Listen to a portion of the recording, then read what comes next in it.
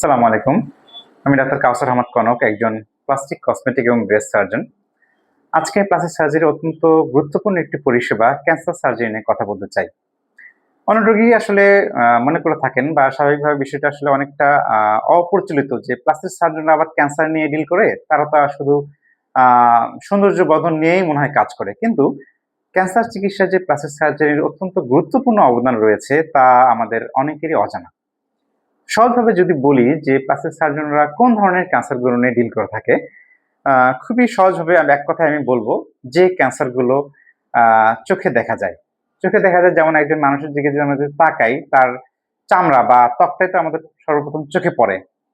ত্বকের সকল ধরনের ক্যান্সার যেমন squamous cell carcinoma, Bessel cell carcinoma, malignant melanoma সহ এমন কোনো ক্যান্সার যা আমাদের শরীরের ত্বক, মাংসপেশিকে ইনভলভ করে, সেই ক্যান্সার শরীর থেকে পুরোপুরি দূর করা এবং ক্যান্সার পরবর্তী ক্ষত পুনর্গঠন করা বা ভরাট করার জন্য প্লাস্টিক সার্জারির অত্যন্ত গুরুত্বপূর্ণ অবদান রয়েছে।